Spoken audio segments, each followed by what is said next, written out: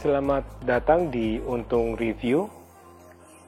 Hari ini kita akan unboxing sekaligus kita akan mereview untuk lensa batis 25 mm ya.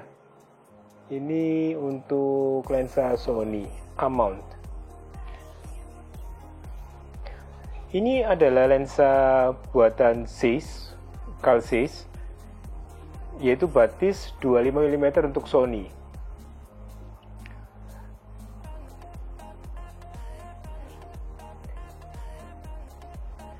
Oke, kita akan unboxing. Jadi untuk dusnya warna putih, ada diagram lensanya, dan ada spon ya. Ini saya lihat di sini. Ini adalah dia punya hood.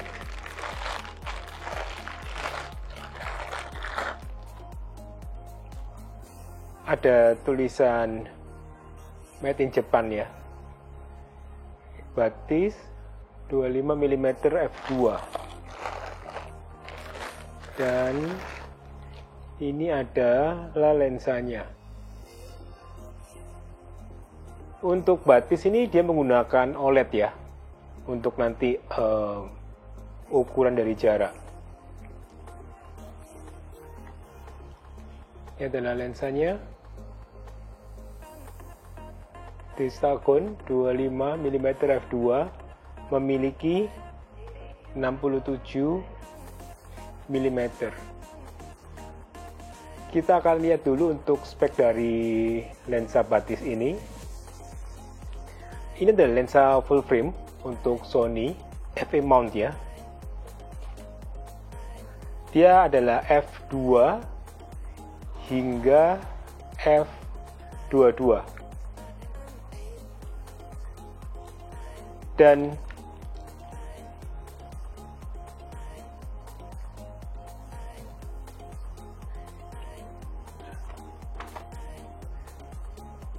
jarak minimal fokusnya adalah 20 cm ya. Saya zoom dulu sebentar. Nah, jadi di sini bisa dilihat ya, dia ada jarak. Jika kita ubah, sebentar saya ke manual fokus dulu ya. Jadi ini saya ke manual fokus dulu. Manual fokus. Nah, bisa dilihat untuk sobat untung, kalau kita rubah dia punya fokus, LED-nya juga nyala ya, juga kelihatan bahwa dia juga. Jadi kalau kita mau merubah OLED-nya untuk nyala terus atau hanya nyala di manual fokus atau off ya, kita tinggal putar ke kiri terus ya. Nanti dia akan berubah sendiri ke MF sekarang, hanya nyala di manual fokus, atau kita putar lagi dia akan selalu menyala, on. Kalau sudah selesai, tinggal kita matikan. Putar kanan, sudah. Dia sudah mati. Nah, apabila sobat untung mendapatkan lensa ini dengan kondisi bukan di imperial atau meter ya, tapi di feet, atau kita mau rubah dari meter ke feet, kita tinggal masuk lagi ke menu tadi yang untuk manual fokus ya. Ini kita rubah ke manual fokus ya, lalu kita putar ke kanan, bukan kiri ya, tapi ke kanan terus, dan dia berubah jadi feet ya. Kalau kita mau kembali ke meter, kita putar lagi terus kanan, terus dia akan berubah jadi meter. Oke. Jadi kiri untuk menyalakan, mematikan, kanan untuk merubah dari meter ke feet. Untuk LED-nya ya, itu tadi sekilas panduannya. Sekarang saya akan lihatkan untuk lensa batis ini dari hasil saya pakai sekitar 2-3 hari ya, kita demo, hasilnya cukup tajam ya. Ini contoh foto di foto tangga, untuk detailnya sangat luar biasa. Ini saya akan lihatkan di f2.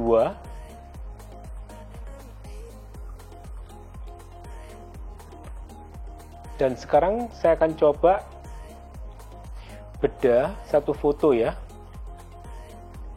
Ini di f2 1/60 di 25 mm. Kita akan lihat bagaimana ketajaman di center dan kiri dan kanan.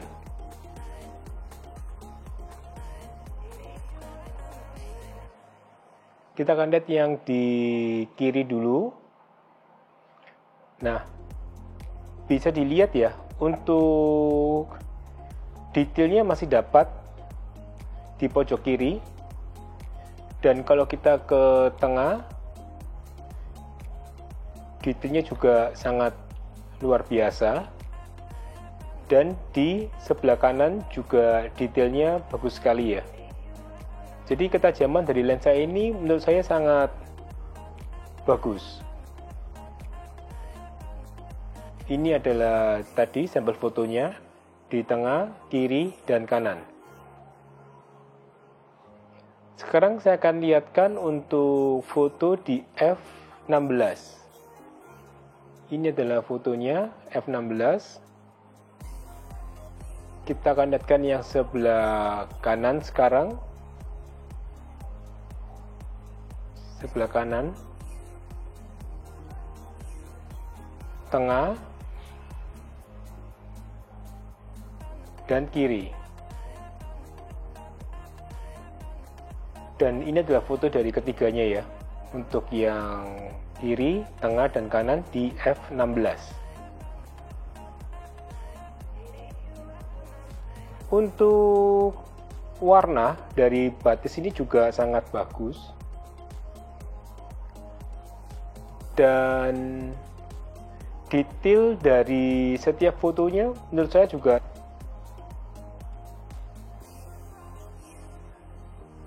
dan kita akan lihat bagaimana untuk dia punya fall off atau vignette. Di f2 ada sedikit ya, dan vignette-nya atau fall off-nya akan hilang di f28, dan f4 sudah bersih ya. Untuk bokeh sama SunStar bisa dilihat di sini ya. Jadi bokehnya juga sangat bagus, dan SunStar-nya juga lumayan ya, lumayan bagus ya.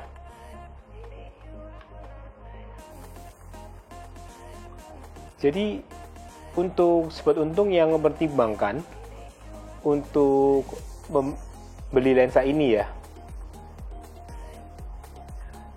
lensa ini dibanderol sama Batis Kalsis itu di range sekitar 22 juta.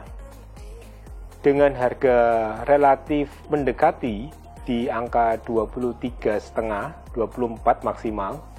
Kita juga bisa beli yang Sony 24mm 14 GM.